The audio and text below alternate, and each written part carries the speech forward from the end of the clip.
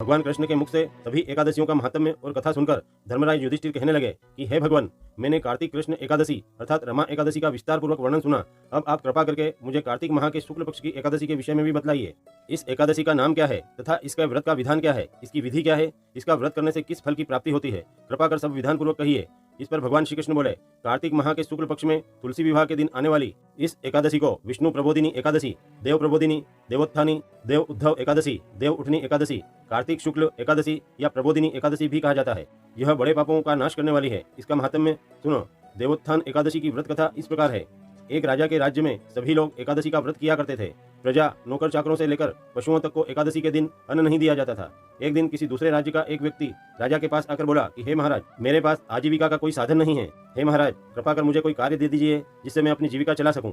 राजा ने उसके सामने एक शर्त रखी कि ठीक है, किंतु रोज तो तुम्हें खाने को सब कुछ मिलेगा, पर एकादशी के दिन अन्न नहीं मिलेगा। उस व्यक्ति ने उस समय तो हाँ कर ली, पर एकादशी आने पर जब उसे फलाहार का सामान दिया गया तो वह राजा के सामने जाकर गिड़गिड़ाने लगा कि हे राजन, इससे मेरा पेट नहीं भरेगा, मैं भूखे ही मर जाऊंगा, कृपा कर मुझे अन्न दे दीजिए। राजा ने जब उसे शपथ याद दिलाई तब वह अन्न छोड़ने को तैयार नहीं हुआ। तब राजा के आदेश पर उसे आटा, दाल, चावल आदि दिए गए। वह व्यक्ति नित्य की भांति नदी पर पहुंचा और स्नान कर भोजन पकाने लगा। जब भोजन बन गया तो वह भगवान को बुलाने लगा कि हे भगवान, आइए, भोजन तैयार है, कृपा कर ग्रहण करें।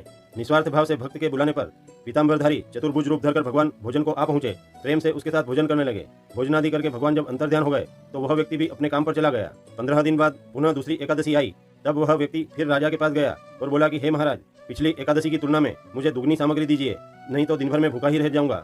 राजा ने कारण पूछा तो उसने बतलाया कि हमारे साथ तो भगवान भी खाते हैं, इसलिए हम दोनों के लिए यह सामग्री पूरी नहीं होगी। यह सुनकर राजा को बड़ा आश्चर्य हुआ। राजा बोला, मैं नहीं मान सकता कि भगवान तुम्हारे साथ खाते हैं। मैं तो इतना व्रत करता हूँ, पूजा करता हूँ, पर भगवान ने मुझे कभी दर्शन नहीं दिए।